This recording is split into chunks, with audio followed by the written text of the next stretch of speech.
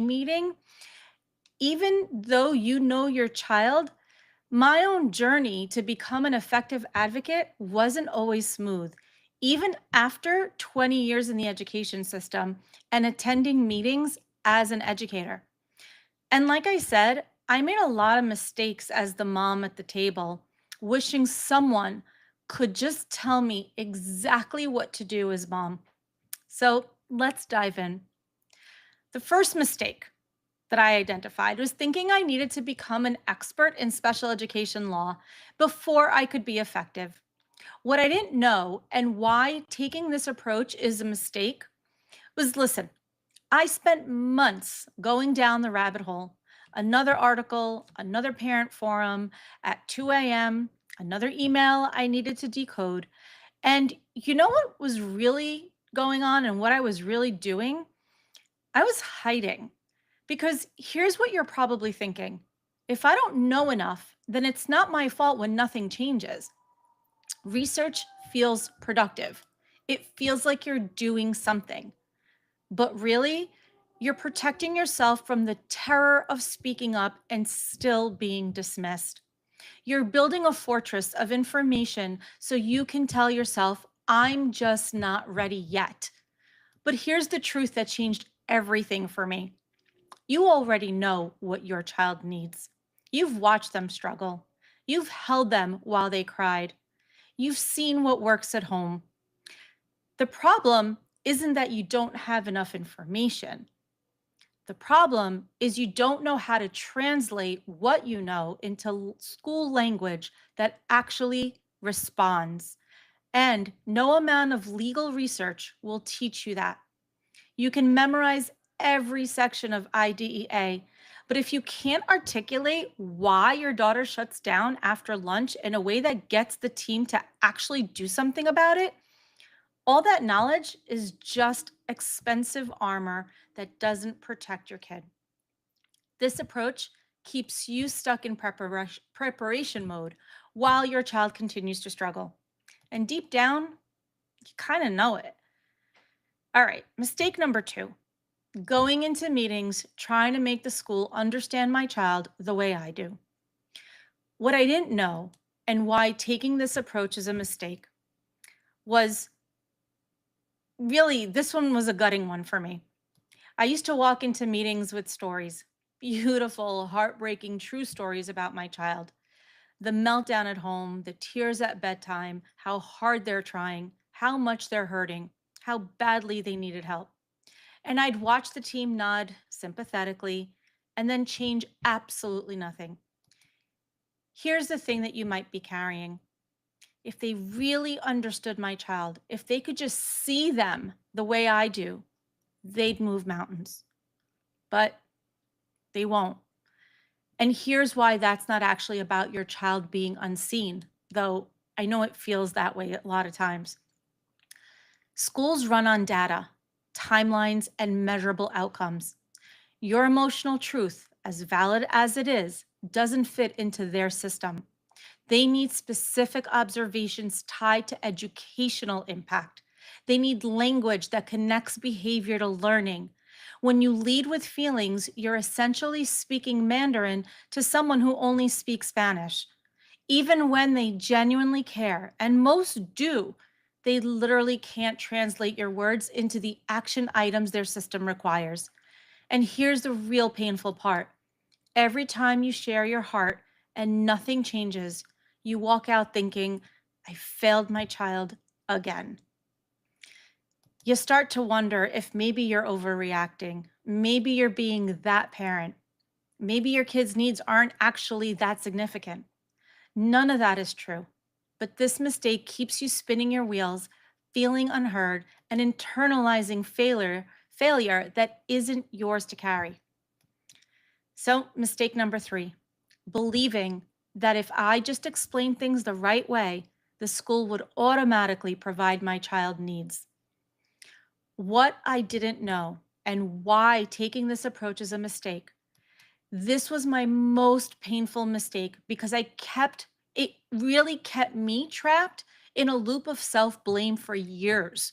I genuinely believed that schools were just waiting for me to explain clearly enough, that there was some magic combination of words that would unlock everything my child needed.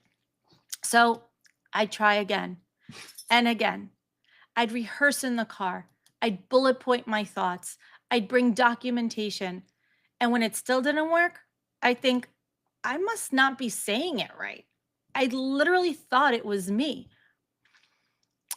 But here's the thing that I was not ready to admit. If I were smarter, more articulate, more prepared, if I were a better advocate, my child would already have what they need. This was my fault. No, stop. Listen to me. Clarity isn't the issue. Resources, capacity, understanding of neurodivergence, bureaucratic processes, and sometimes institutional resistance. Those are the issues. The mistake is thinking that perfect communication solves systemic problems. It doesn't. What you actually need is a strategic approach that acknowledges the realities of how schools operate, builds genuine collaboration, not combative, and positions you as a partner who speaks their language while never losing sight of your child's needs.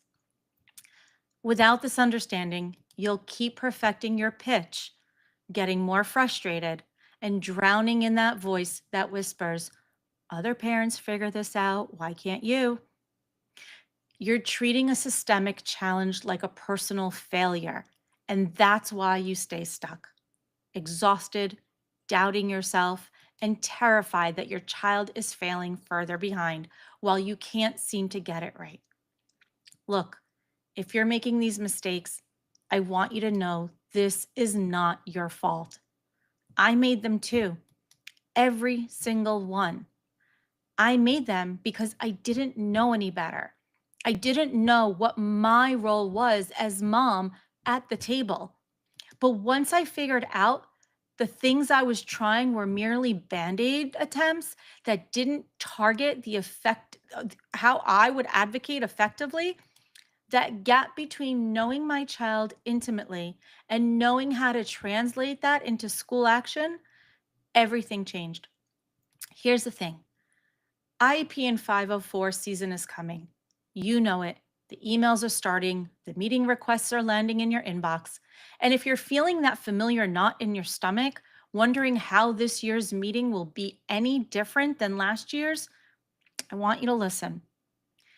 I'm about to open up spots for 7 parents to work with me one on one for 4 30-minute sessions. These are going to be very specific strategic sessions for you to be able to walk in to your next IEP or 504 meeting empowered with a clear voice, calm, and ready for action. And they're available starting tomorrow at a price I have never offered before, and I will not be offering for the rest of 2025. Now, regular investments for 4 sessions with me are typically $450. But for this particular flash sale that I am going to be launching tomorrow, you're going to be able to get 4 30-minute sessions for $197. That is a huge discount. That's it. 7 parents, 4 sessions each, one on one with me. In these sessions, we'll cut through the overwhelm together. Whether you need help preparing for an upcoming meeting, translating your observations into school speak, developing your strategic approach, or processing what happened in a meeting that went sideways, I've got you. This is me, parent to parent, educator to parent, giving you exactly what you need without the fluff. But this is a true flash sale. Once these 7 spots are gone, they're gone, and this price disappears from them. So I want you to make sure that your voice in your head that says you should be able to figure this out on your own, that's the same voice that's keeping you stuck. So don't walk into another IEP or a 504 season unprepared. Don't keep shouldering this alone. Don't keep lying awake, wondering if you're failing your child. Tomorrow, I will be launching the spots, bringing the link down, and I can't wait for you to schedule your sessions. It's so powerful. Have a good one, everyone. And I'll see you tomorrow at the launch.